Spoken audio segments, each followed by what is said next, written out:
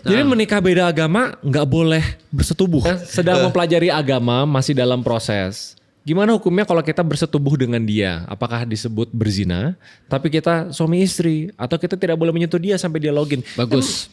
Ada aturan Ini Oke. banyak, ini masalah banyak orang sih sebenarnya. Oh ya? Jadi menikah beda agama nggak boleh bersetubuh. Jadi gini, pertama-tama ya menikah beda agama itu boleh dalam satu pendapat ulama kalau laki-lakinya itu adalah muslim, Iya. sementara perempuannya itu adalah ahli kitab. Ya. Nah, tapi kalau sebaliknya perempuannya yang muslim, laki-lakinya yang ahli Itu kitab, yang nggak boleh. maka bigno nggak boleh.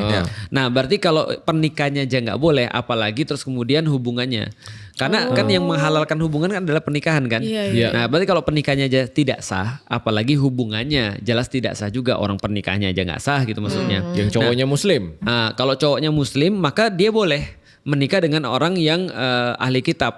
Menurut salah satu pendapat daripada ulama bahwasanya laki-laki muslim boleh menikah dengan ahli kitab kan gitu kan ya. Nah, kalau pernikahannya sah, maka hubungannya juga sah. Oh, jadi kalau misalnya beda agama, si ceweknya beda agama, itu mereka have sex gak apa-apa. Ahli kitab ya. Iya, ahli kitab. Nah, nggak ada Iya. masalah. Nah, di pernikahan modern sekarang kan kebanyakan pasti bukan ahli kitab dong yang beda agama. Iya. Itu gimana? Nah, Kebanyakan ahli kitab nggak sih kan dari 5 agama di Indonesia?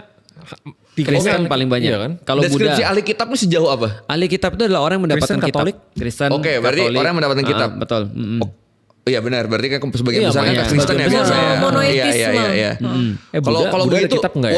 walaupun kita menikahi ahli kitab nih, orang yang dari umat-umat yang mendapatkan kitab, walaupun beda agama, ada gak kewajiban untuk membawa si pasangan ini pada akhirnya ke Islam?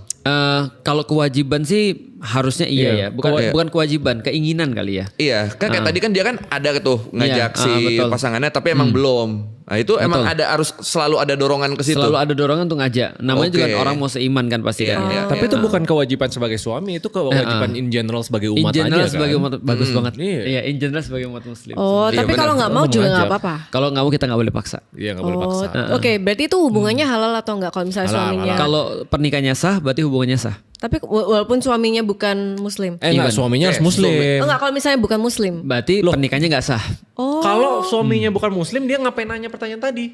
Enggak, maksud dia kalau suaminya bukan muslim, ceweknya muslim. Iya. Nah, maksudnya itu. cewek Nggak yang sah. nanya itu. Ceweknya yang muslim. Iya. Ya, Itu nggak boleh. sah. Enggak, sebenarnya dia bisa nanya, kalau ceweknya yang muslim bisa, sama dia diputer.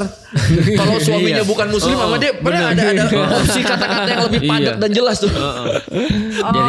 Jadi nggak nggak sah. sah. Nggak sah tuh maksudnya di mata agama atau di mata Al-Quran atau Di mata ulama? agama, Mata di Allah. mata Al-Quran, mata ulama sama berarti. Iya satu Nah, di kalau mata misalnya Islam. ada KUA atau penghulu yang mensahkan itu gimana? Nah, Iya. sekarang banyak sih. Banyak, yang banyak. mensahkan. Ya, itu Berarti kalau gimana? secara hukum negara